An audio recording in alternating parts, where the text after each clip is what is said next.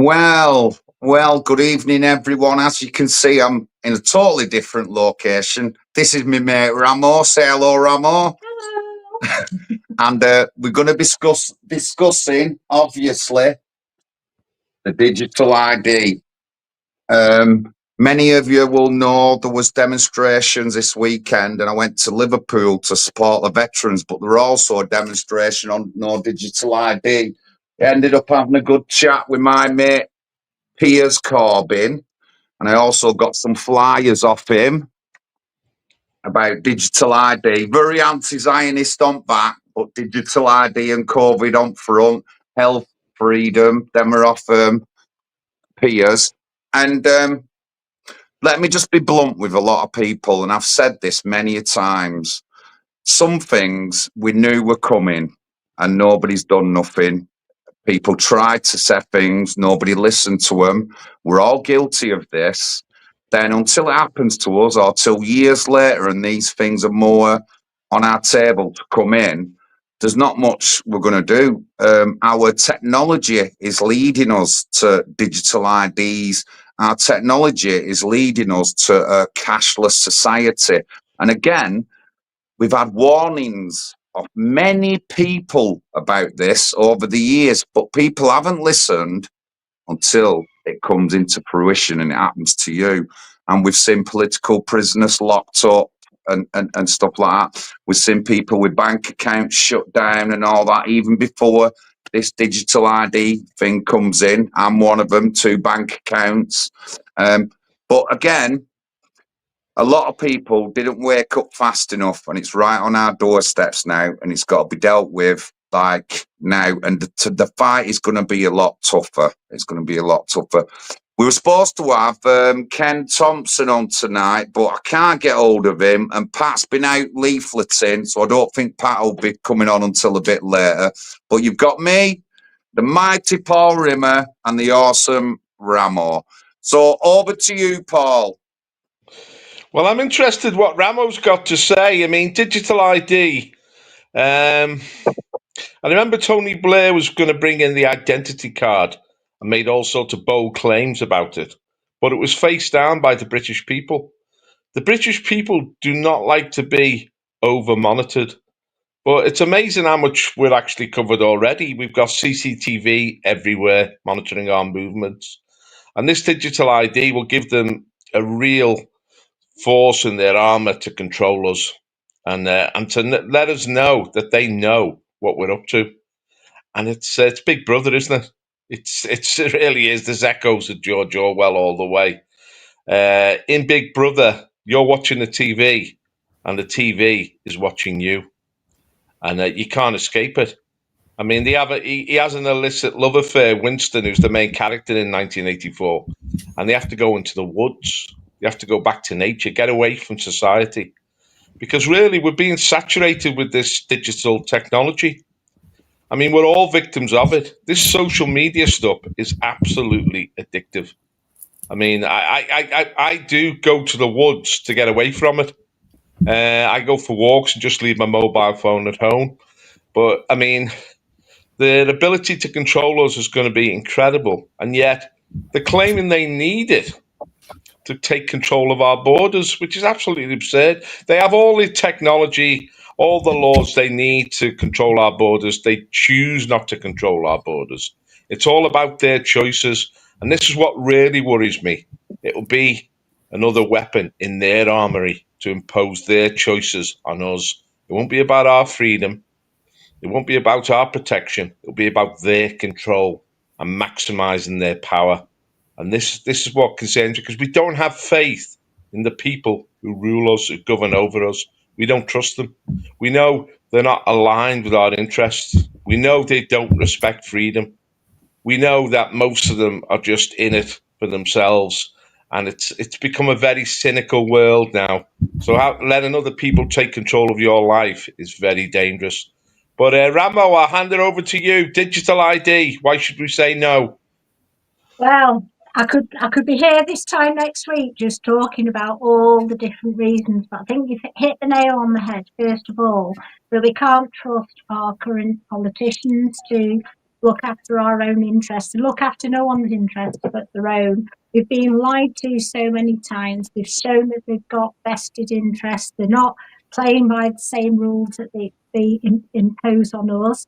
And basically, I don't feel that we can trust them. I think there's more going on than what they're telling us. It's not going to stop the boats coming in. It's not going to stop illegal working, because at the end of the day, if a dodgy employer has, they've not bothered to ask for a national insurance, we're really going to ask for digital ID. I mean, come on, use your common sense. It's just not going to happen.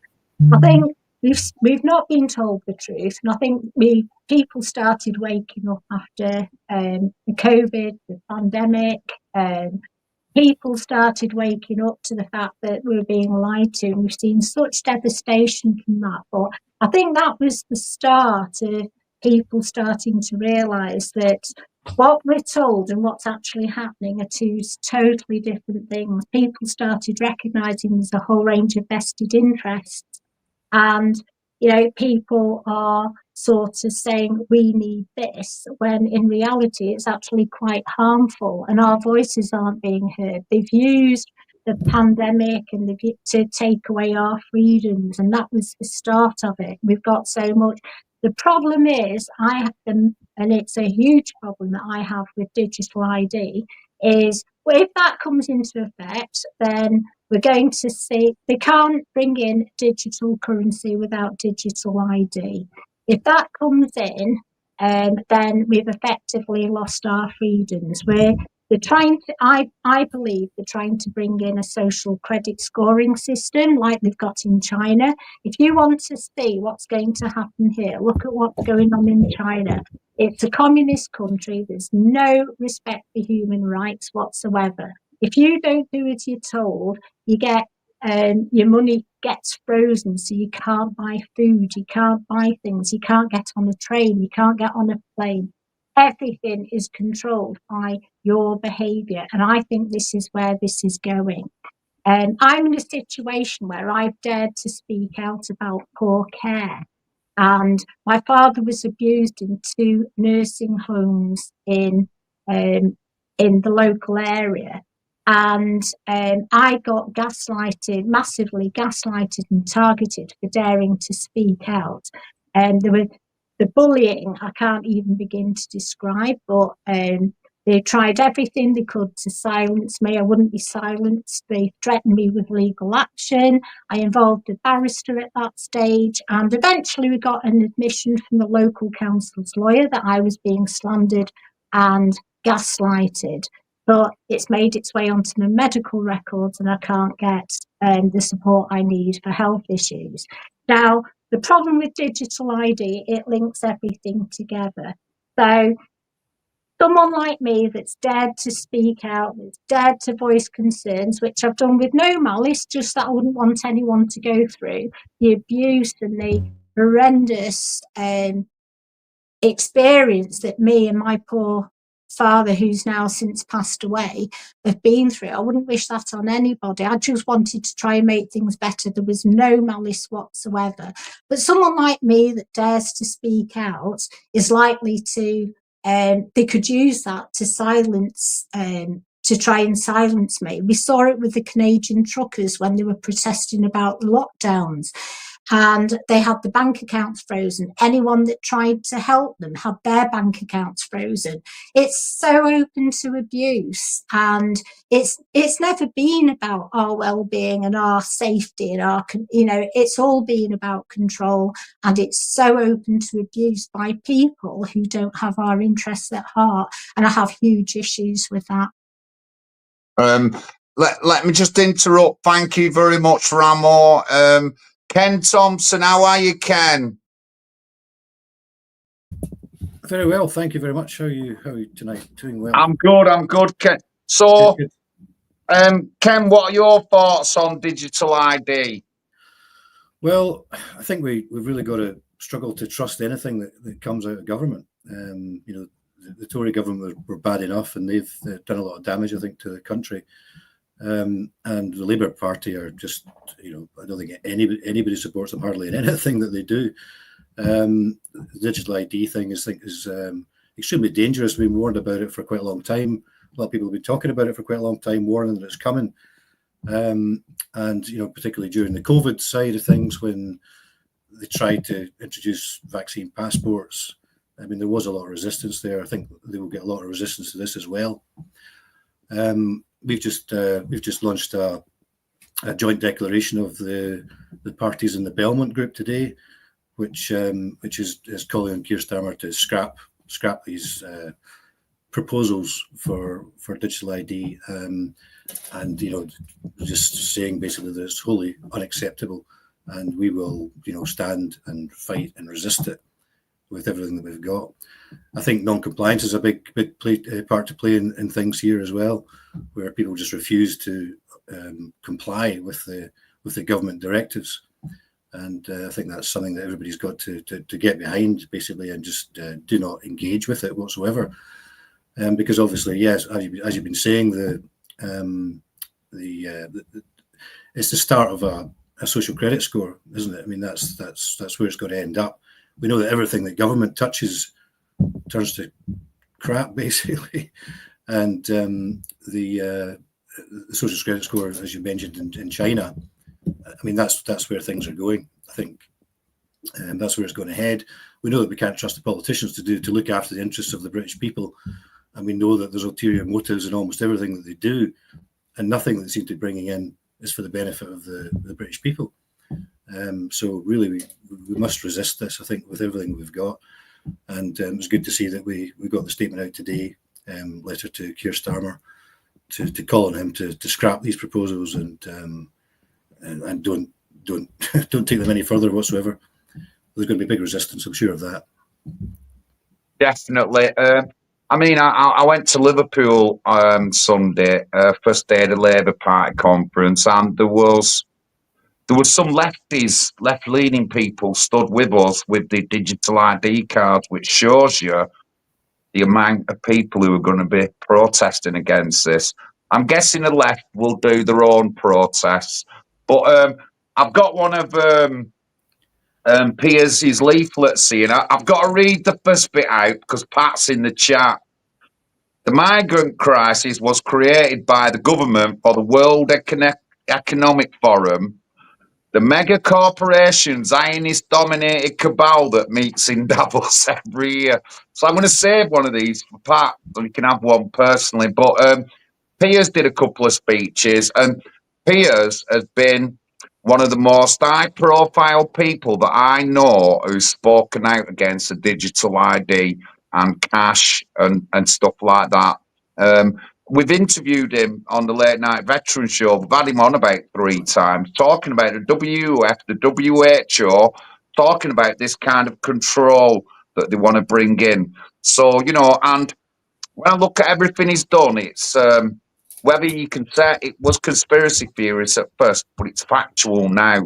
And, there's not many who've got the knowledge of Piers Corbyn on these issues. I'm sorry to say, I know he's very left-leaning and all that, but he makes absolute sense. So we was honoured that he did a couple of speeches yesterday, and I got a handful of leaflets off him, and I will be talking to people about the digital ID and stuff like that. But again, I want to say, and Ken said, everyone said here that this was coming, people warned us, and people didn't listen, and I'm guilty of not listening to people in the very beginning, 10, 20 years ago, who were telling us about these things. But as we know with our government, they can ignore a lot of things until they get data on them, till they get data on things that they put out, vaccines and all that lot. So they get away with it, you know what I mean? And I don't particularly believe that they want to wipe everyone out, but there's casualties of war, and if out of a million people, if 50,000 are going to die, that's acceptable casualties for our government. It's not acceptable for us, but it's acceptable for our government and these large corporations. But again, I want to go down the route of we should have been more on it some years ago. Then by now we would have had a bigger resistance to this digital ID, the health vaccine passports and stuff like that. And when you look at my streams going back a few years, these are the kind of things I talk about. We talked about 5G, electromagnetic frequencies. And again, you had people like David Icke, who was warning us about this 30 years ago. 30 years ago, guys, not 2 years ago, 30 years ago. And there were other prominent people who spoke out, who warned us, but we never listened. So that is, how do I say it? This is a warning for us and something that we need to listen more and think more about what we support and stuff like that. That's what I'm going to say. But anyway, let's get back over to Ramo. Come on. Oh, I've been itching to say something here. But just, I hear what you're saying. We've been warned and we've come so far down the line and everything. But just because we have, it doesn't mean to say it's too late.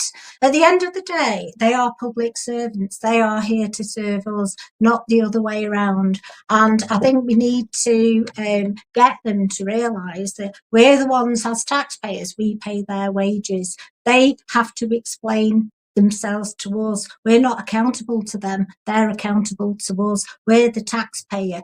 And it's not too late for us to stand up and say enough's enough. You're not representing us. You're not representing our interests and we're not complying. And I think that's the way forward. Mass non-compliance, that's the way forward. We can't carry on like we are at the moment. This country has never hit such a low as what it's in right now.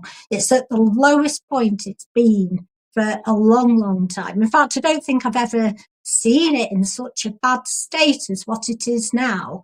And each successive government that we've had, you know, each time we get new government in, the worse than the ones before. I never thought anything beat the last Conservative lot in terms of dishonesty, in terms of vested interests. But then we've got Keir Starmer, and he's just taken corruption to, you know, his party's just taken things to another level. Where are the, you know, the local, where are the UK population's interests being represented? Who's looking out for the UK population? We've had homeless people living on the streets for years and years. And don't get me wrong, I don't have a problem. I think everybody's got the right to live wherever they want, as long as they're respectful to the country, they're respectful to the people, and they pay the way. But where, you know, we've had homeless people living on the streets for years and the government haven't lifted a finger to help them. And I know how bad that situation is because I used to go out 3 times a week feeding the homeless. And I'd see so many ex-military who are totally traumatised on the streets. They've been abandoned by the government, they've been abandoned by society, and they're living on the streets. These are people that, and I don't believe in war, you know, but these are people that honestly believed they were going out and fighting for their country, and they've just been abandoned and left to live on the streets. And then all of a sudden we've got people from other nations, and don't get me wrong, I've no, you know, my heart goes out to anyone that's had to flee a terror zone. I mean, my family come from Syria. My father came over when he was 20 years old, and he started a business, and he was very lucky. He saw England as the country of opportunity. We integrated. We had Jewish friends who we used to call auntie and uncle. There was no them and us. We were all inclusive, but we integrated with society. If the local church was holding a fair, my mum would be baking cakes and biscuits to take down. So we were very much part of the integral population. We integrated. It was like we all, if you cut us, we all bleed red blood. So, you know, I'm not against helping genuine people, but we've got to a point where UK citizens are being ignored and other people are being prioritised, so their needs aren't being met. And we can't carry on like this. We've had pensioners losing the winter fuel allowance. These are people that have worked all their lives, they've paid into the system, and they're not getting the help that they need.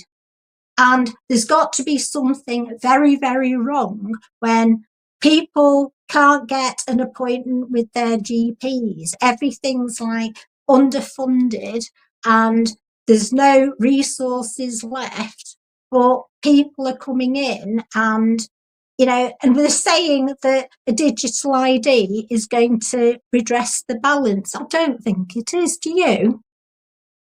Can I just, You know, I think the thing is well, with digital ID, like much else, like the mass immigration that we've suffered over the last 20 years at least since Tony Blair, these were all decided at global level. The decisions were made by, international bodies, and our government simply acceded to this and said, "Yeah, we'll go along with it." So this is globalism. They're accountable to international organisations like the United Nations, like the EU, like the World Bank, the IMF, whatever, the International Court of Human Rights, all these things. But they don't listen to the British people. It's if they become a strata above society. And the British people, you see, the problem is with white men is that we actually will not simply accept it because we believe this is our land and that our forefathers built this land and that we own the land. It's ours. And that those who are ruling it, they're accountable to us.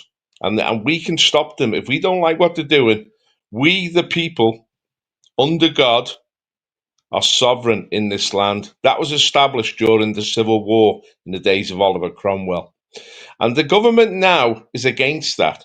The government now thinks it can simply impose its will on the British people, and that our views really don't count. Everything is about manipulation. Ever since they stabbed Margaret Thatcher, they've had this uni party which has controlled the state. John Major, Tony Blair, Gordon Brown, David Cameron, Liz Truss, Theresa May especially, they all go along with the same agenda, Boris Johnson. So we've never been given any choice. Elections haven't really mattered for a long time because the uni party imposes their will, and their will is dictated to them by international institutions.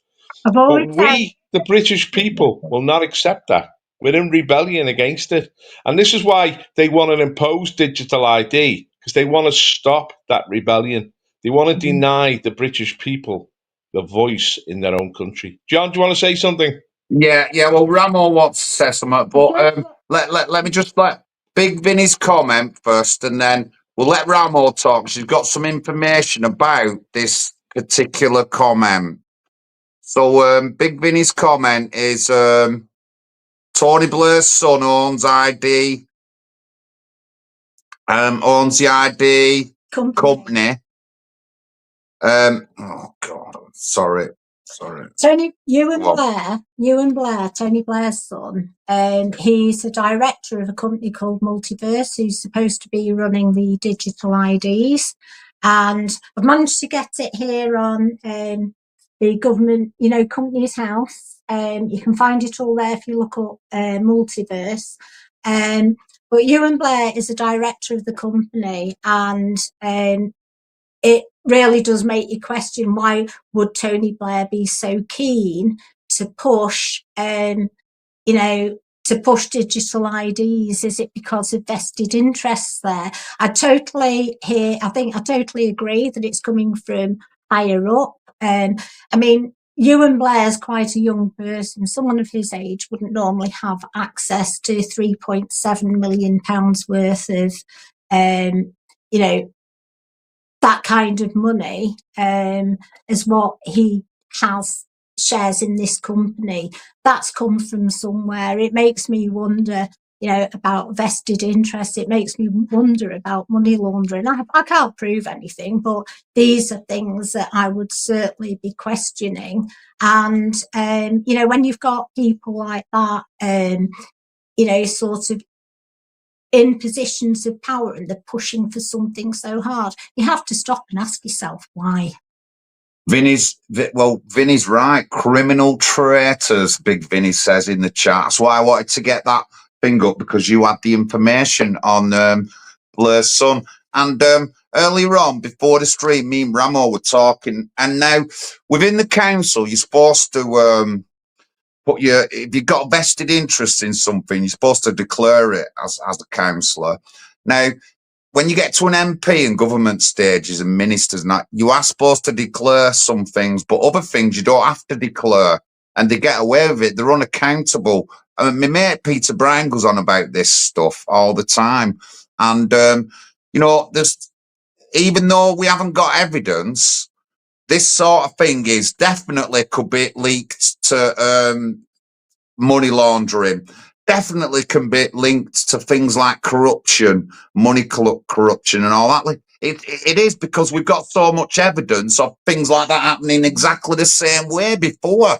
The COVID scam. Look what happened over COVID, and how many people made money off all that COVID thing while the Tories were winning. So yeah, if anyone thinks that, then that's a brilliant opinion, and it's a good estimated guess. It is, and I would think Ramo's thought about it. Like she said, she hasn't got any proof, but if we look back, especially we look back at what they did in COVID, then yeah.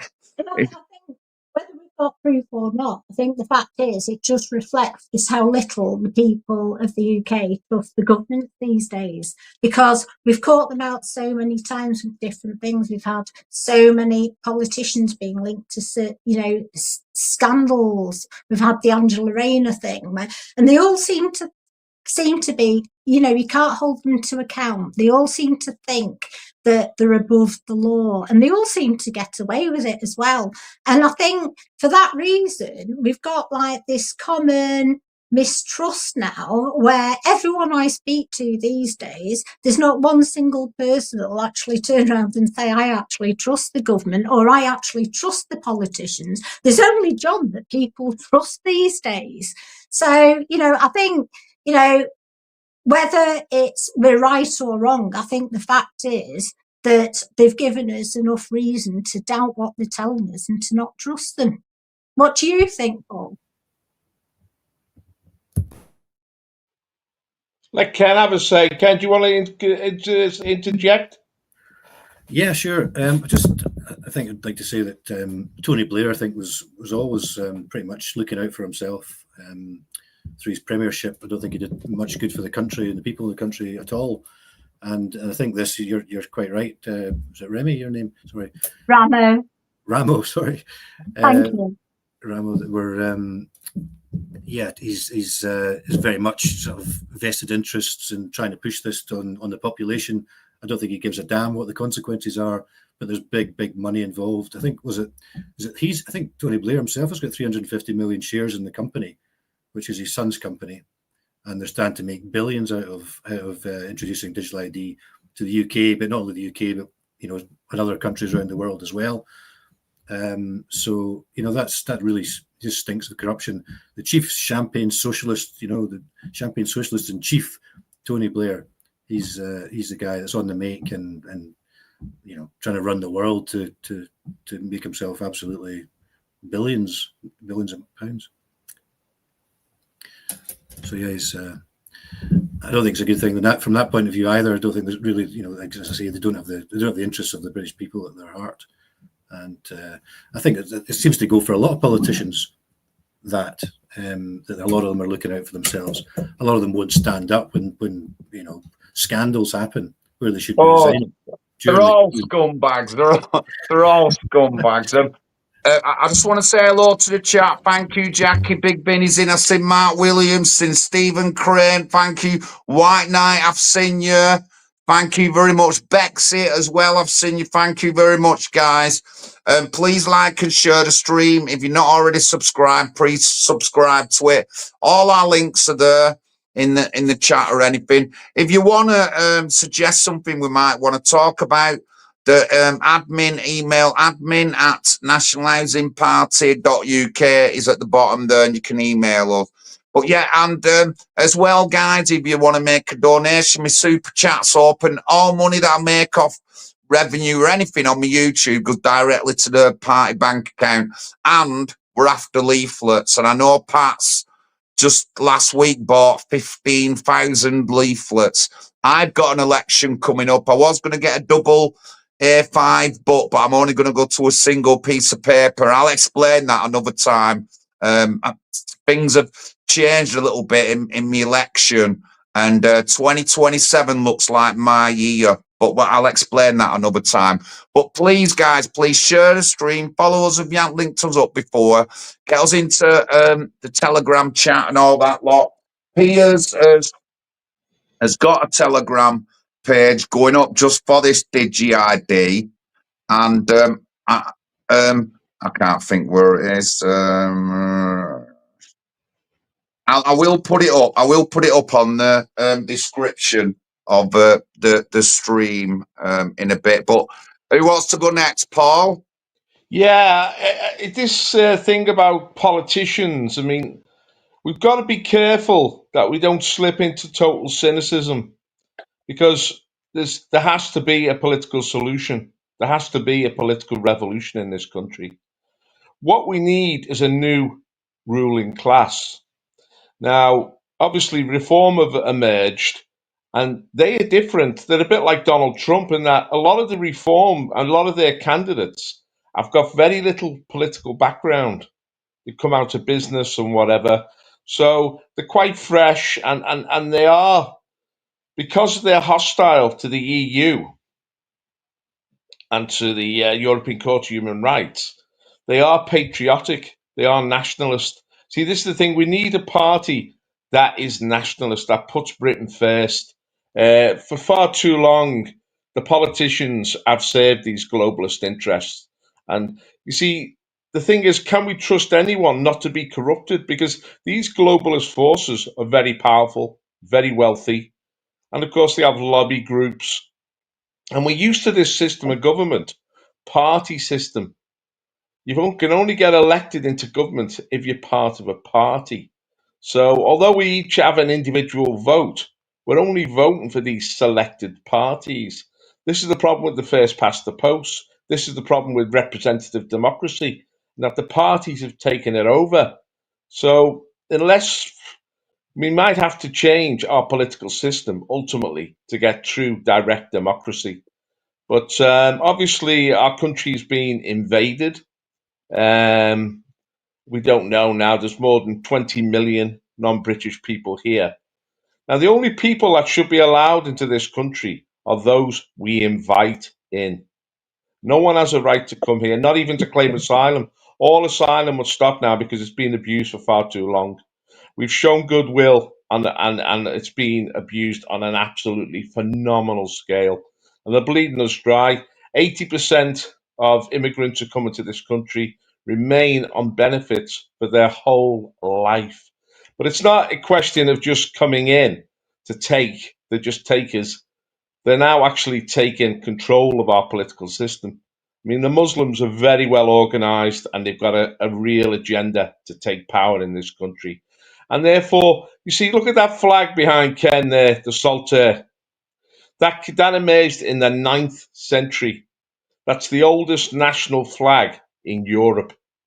It came from a Pictish king in a battle with the Saxons. He had a vision of St. Andrew's cross in the sky, and that became the national flag of Scotland. So we're talking about ancient nations here and ancient peoples.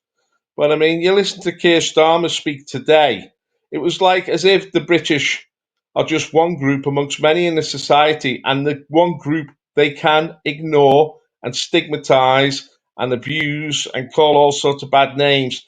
This Labour government does not represent the British people. The British people have got to assert again that this is our land. Now, they talk, that's a Scottish flag, talk about the English, Scottish, Irish, Welsh. We're all mixed in. We're just us. We're of one blood. I'm sure I'm Ken's third or fourth cousin, if you look behind it. Probably, yeah. John obviously has got British blood in him. And Marmo, you mightn't have any British blood. You're a guest in this country, really. And you see, we are a welcoming country in a sense that we respect people. Because we're a Christian nation, we treat people with respect. Everyone is made in the image and likeness of God. But you can't claim any rights over us. We must have control of our own country. And this is so important. Now, the digital ID is another way of taking control away from us. But we've got to mobilise, because if we don't assert ourselves, if we don't fight back against these tyrannical controls, they will abuse us. This political elite has no respect for the traditions of our country. But thankfully, we have Donald Trump in America, and the American Constitution is being revived. So there's hope. And the hope is that the British people are finally stirring now. We realise that we're in an existential crisis, and that we cannot trust these people with their power. We must assert ourselves. So it's a wake-up time. John, what did you want to say? Ramo, I feel like if we go to another country, we're expected to live by their rules. And like if we went to Saudi Arabia, me as a woman, I'd have to cover up. There'd be no alcohol, there'd be nothing like that. And I feel like if people are coming here, they need to embrace our way of life and integrate. I am so fed up with the way things are going here in the UK. And I was born and brought up here, and my parents, my dad, he was an immigrant. He came over, he started a business, it took off, he employed loads of people, and he really contributed. He looked after all his staff. If people got jobs working for my dad, they didn't want to leave. He looked after everybody. It didn't matter where they were from, who they were. He looked after everybody. And, you know, it's one of the things that it really, really hurts me is we're seeing no one's valued, no one's cared for. This isn't the country that my dad came over, and he really loved this country. It gave him opportunities. He always spoke with gratitude for this country giving him the opportunities that he had, because he raised us and we had a really lovely life. But he worked hard, and he never claimed, even when he was a pensioner, he still carried on working with his businesses. And he did that because he didn't trust anyone to look after his staff the way he would. So he felt very passionate about this country had given to him, and he wanted to give back. Now, I'm so fed up with the way things are going at the moment. I don't see a future here. This isn't the Britain I want to be a part of, the way things are going. I just feel like an outsider looking in. I don't feel that, I'm looking at moving abroad. Now, if you want to move abroad, it's a lot harder now because of Brexit. But if you want to move abroad, you've got to jump through hoops to prove that you can take care of yourself. You've got to jump through hoops to show that you're not going to be a burden to society. You've got to show that you're making an effort to learn the language and everything. And to be honest, I don't think that's unreasonable. If I wanted to go and live in Spain, I'd have to prove that I can take care of myself, and that I'm not going to be a burden to. I'm not saying that we shouldn't help people in genuine need, but I don't for 1 minute believe that all these people that are coming in on boats, I don't believe that they're all genuine.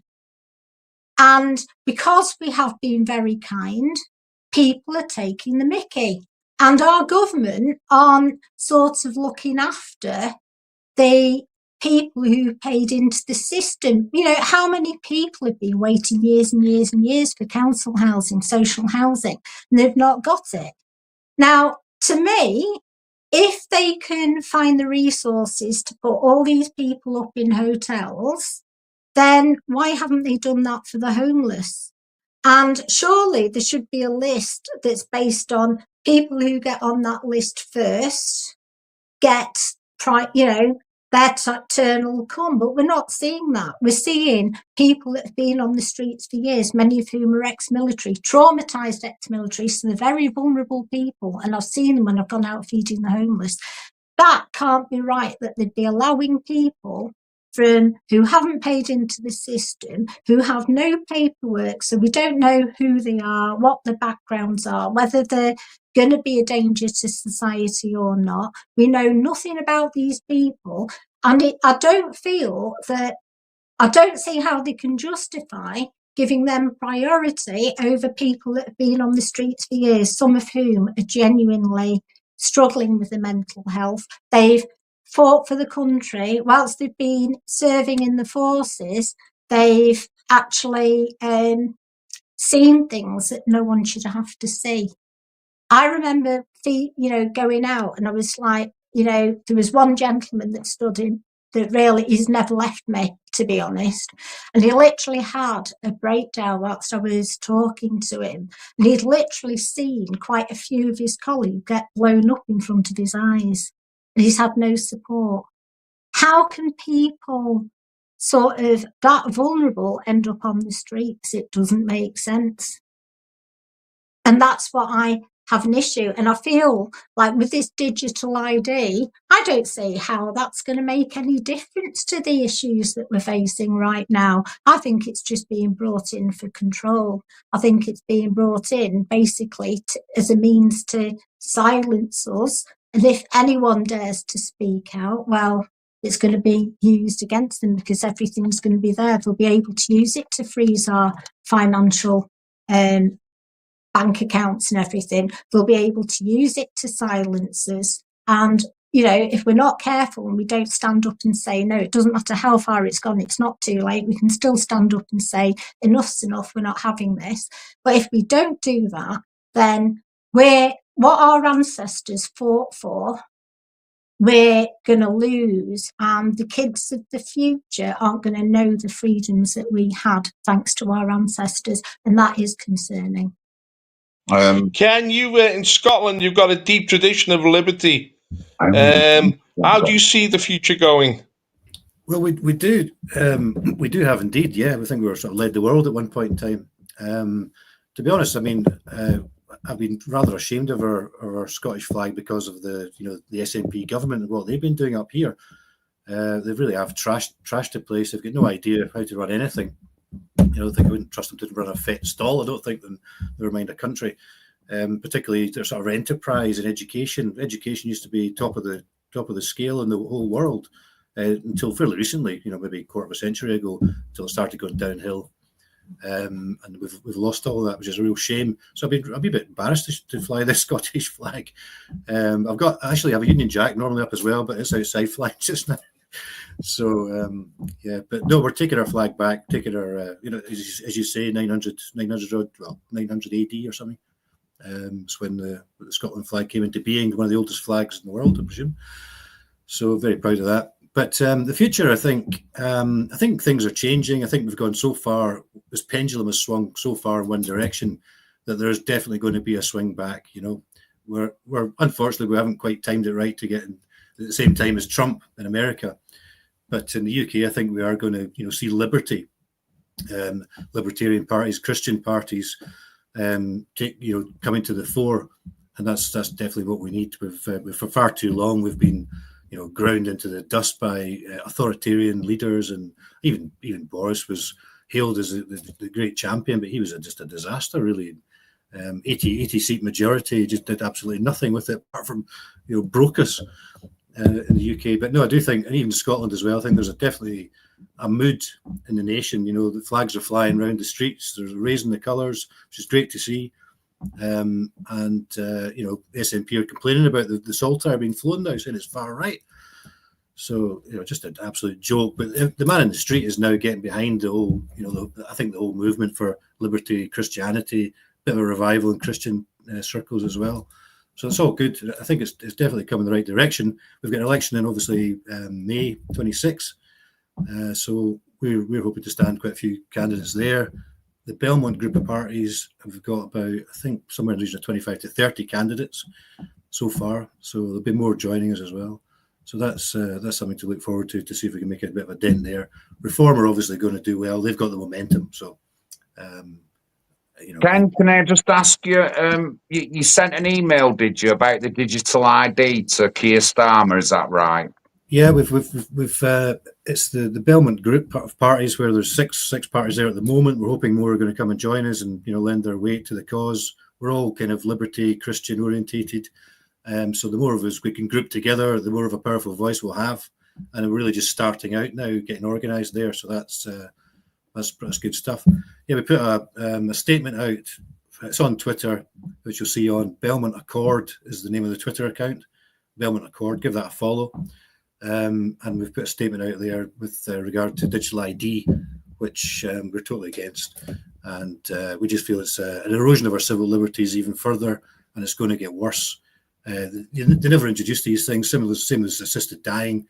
In Canada, it came in, it was just for very old, suffering people. But now if you're depressed, you can go. If you're in jail, you can opt to go. All these types of things. It's ridiculous, disgraceful, really. But that's what happens. I think there's two sort of contradictory trends going on at the moment. One is that we're being given more freedom. The technology has allowed many more voices to emerge, and many different voices. I mean, for so long, the party system controlled the political process, but the media controlled people's opinions. But X and, things like this, streaming, YouTube, it's freed up people's voices. Different voices can be heard, different life experiences, different visions of the future. And also, we're much sharper in responding to the official narrative. It's hard now for the establishment to just push their narrative onto everyone. We can challenge it, and our voices can be heard, and we have people's champions who people will listen to. So we have this freedom, but at the same time, technology does give the government a chance to acquire more control. I mean, we've seen this, people had their banks removed. When Trump was at the election stolen in 2020, they simply shut down all his accounts, didn't they? They cut him off digitally, and you saw the power of that. You can suppress voices. I mean, Ramo talked about China's control of technology in their own country. But even China, you see, because the internet is so difficult to police, there are dissident voices even emerging in China. And so there's a great opportunity here for human freedom. And you can see now the Labour government, because they are unable to control the narrative, because they are unable to suppress dissenting voices, they're starting to get very aggressive now and very vitriolic in their condemnation of their opponents. But, and this is the crucial thing, we have elections. And elections give us, the people, enormous power still. Your vote counts. If you use it collectively, you can bring down the mighty. I mean, this is, people fall. These governments, which seem so powerful, can suddenly have the carpet pulled from underneath them. I mean, the Democrats in America, look how quickly their power has shrunk. And there's a whole different agenda being pushed there now. So you've got, obviously, in May, there's elections in Scotland, in the Scottish Parliament, in the Welsh Senate, right across local government. And we've got the National Housing Party here. We've obviously Reform are going to be huge. They're standing 4,000 candidates to stand. Labour are panicking about them. But we also need other voices. You see, the problem with Reform is Reform could be sucked in to the same control mechanisms which have created the Uni Party, the Lib Lab Con. The globalists can start to dictate to them, can start to buy them. You see, one of the problems is, although these people raise the voice on behalf of their nations, they quickly get controlled, especially by Zionist money, and they have to push that agenda. That's one agenda they can't ignore. And this is the real danger. This is why, ultimately, we have to have other voices as well. We can't rely on one political party to save us. We've got to have dissenting voices. We've got to have other smaller parties with the potential to grow. I mean, the one amazing thing about Reform is that how quickly it's grown from just before the last general election in July 2024, they were still an incredibly marginal force. I remember we had local elections in the Wirral. We had a candidate there for the National Housing Party, Gary Bergen, and he got more votes than Reform. And Reform, turned up at the count. We had more people at the counting reform, and we said, "Oh, we'll help you with if you're going to stand for Parliament, because we're not standing for Parliament yet." And they seemed a minor party, but they've grown rapidly. I mean, there's not been anything like it really since the Labour Party in the 1920s. The way they suddenly came from nowhere to become the national government in 1924 and 1929. So, I mean, things do move, and this is the power of the vote. You've got to stay engaged in the political process. You've got to remain politically active, because that's the one thing that gives you power over this elite. If you don't use that vote, if you don't hold them to account, if you don't engage in the political process, they'll just walk all over you. I mean, this is the problem. You know, you talked about COVID.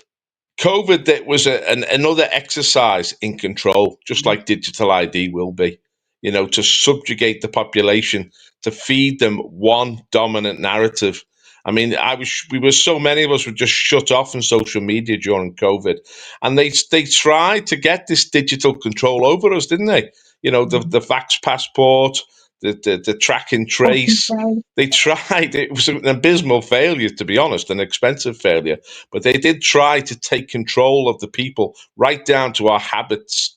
And they had an enormous effect. People thought it was for their good. They took that vax. I was very hostile to the vax from the offer and knew its danger. I mean, my own mother was killed by the vax. She got a clot and she died. You know, and so many. Now they're saying that in Japan, 5% of the people who take the vax were actually killed by it in one way or another. Now, that's a lot, 1 in 20. That is an incredible number of people. It's nearly 1 million people in Japan, they reckon, were killed by the vax. So it's a very scary, the way the government just imposed this upon us, and they use lies, they use manipulation. So, you know, we have to engage in the political process. Now, Ramo, your father left Syria. Why did he leave Syria? Obviously, Syria didn't have a political process. Is there any hope for that country? At the time when he came over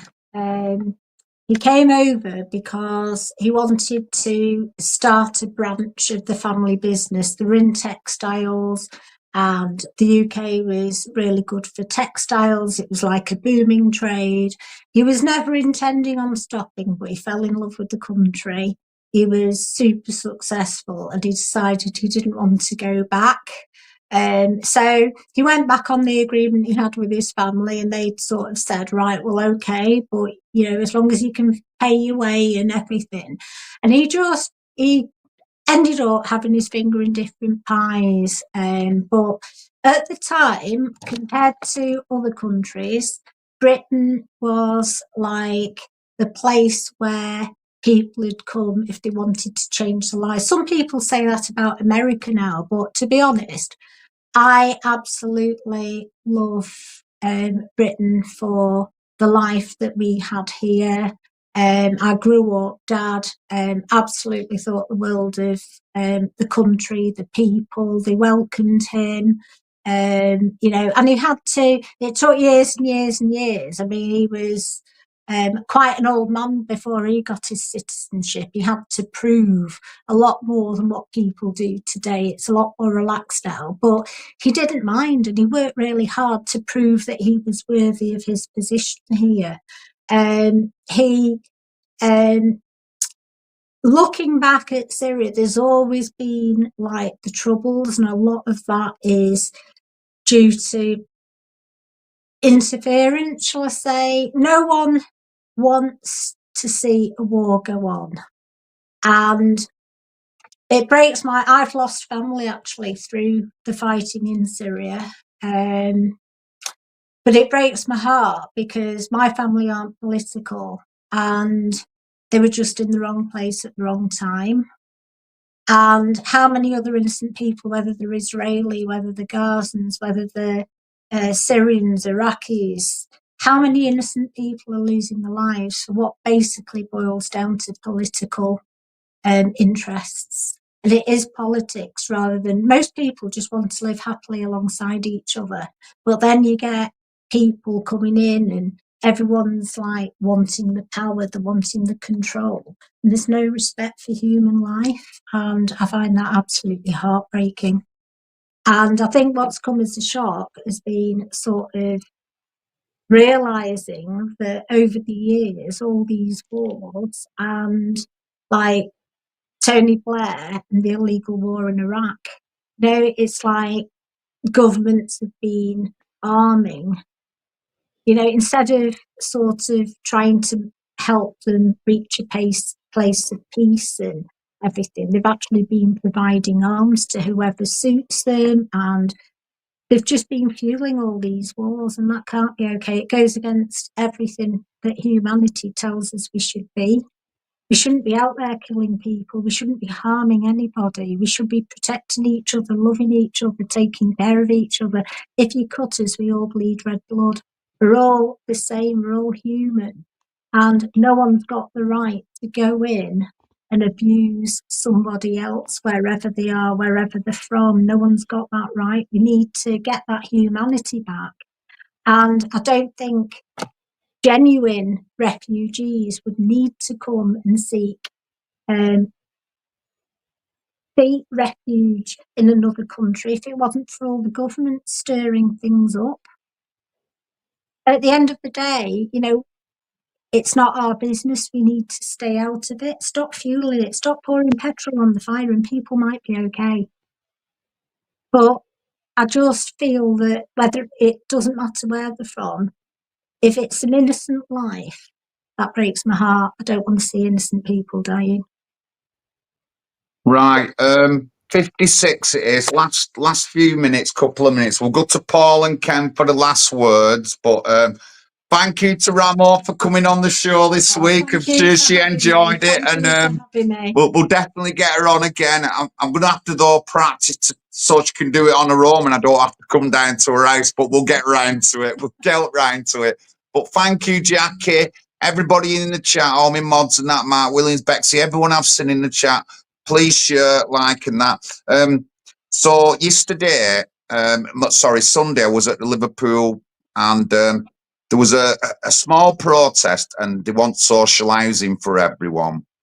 So they're banging on about it, social housing. So I went over, I put the video up on my YouTube, I went, we've just had 25,000 Afghans in who got social housing before British citizens. They didn't want to know me, and they just went, oh, they didn't want to know me, and they want social housing. So obviously we're giving social housing to non-UK citizens.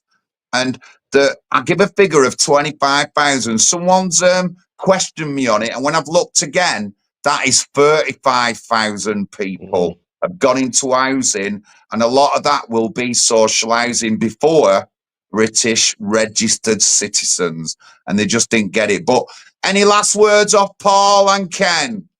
Can I ask Ken which party he's standing for, and just give us a bit about his platform, because I didn't quite get it when he first arrived. Yeah, Alliance for Democracy and Freedom is the party I'm involved with, the Scottish leader of that. Yeah.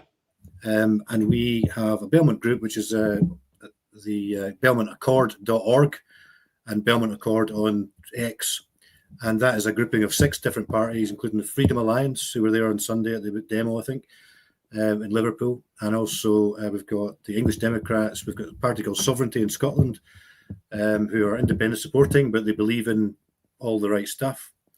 And also we've got Crew, putting Crew first, which is Brian Sylvester, councillor. And we've got the Populist Party, which is Russell White's party. And we're hoping to get more parties to join us, because I think this is the way forward. You were talking earlier about the difficulty in small parties breaking through, but if we group together, we all believe the same stuff. Essentially, there's nuanced differences, but if we believe the same stuff, we should fight for the same stuff, and we'll win. But if we're all split up, saying, "Oh, I want independence, I want union," it's never going to happen. You need to come together, and that's what we're trying to do here. What gives me a lot of hope is just listening to Labour today, the desperation in their voice. They're feeling the pressure. They know just how unpopular they are. I mean, the Tories are sort of dead in the water. Labour are falling to pieces. And if Andy Burnham mounts a leadership campaign, that will split the party in 2. So there's an opening for new voices. There's an opening for popular voices. For too long, the people are being ignored in this country, and the people are waking up. We're waking up and asserting ourselves again. And, next May, it's going to be an earthquake. And so, you know, we've got to get as many voices out there as we can. People are now becoming very dependent on reform because obviously reform have become the new juggernaut. But we need other voices as well. As you say, there's nuances, there are other issues, and we've got to really give the British people a real choice again, a real choice which they can feel they belong to and they're shaping. Because this country, as Ramos said, it's the last since 1990, it's really gone downhill, and we've got to resurrect. We've got to save this country before it's too late. The only thing I got from Starmer today was the borders will remain wide open, even if you don't like it. We're going to flood this country with millions and more immigrants from the third world who will just invade and destroy our welfare state. This is the problem, is because we're all dependent on this welfare state for healthcare, for education, for support, for pensions. It's in danger. Our future is in danger. Our security is in danger. Our safety is in danger. Our prosperity is in danger. And people are feeling it. We've got no faith in this government, but we, the British people, and our friends can still save this country because we have still got the right stuff in our heart, and that's what matters. So keep going, guys. Stay optimistic. Thank you. I'd just like to just end on saying I totally agree with what you said, Ken. At the end of the day, we need to come together. There's strength in numbers. We need to come together. And we don't have to agree on everything. If we just work together on the issues that we agree on, then we're going to make a lot more progress. And if each person's trying to fight it on their own, or each party's trying to fight it on their own, we need to come together. I think you hit the nail on the head there. Definitely. We need everybody to join us and just come together and do what we need to do, sort this place out. Thank you, everyone. Thank you very much. Interesting. Councillor Brian Sylvester. I've been his friend for years now, something like 7 years on Facebook. I'm going to have a chance of meeting the guy, and I just can't wait. The Freedom Alliance, Jonathan Tilt was one of the bosses there, and I met the Freedom Alliance in Batley. They started up in Batley, making a party up against the kind of restrictions and things that were coming in during the big C and all that. My name's John Lawrence, it's Party Talk, and I'll see you all next week. Have a good evening, everyone.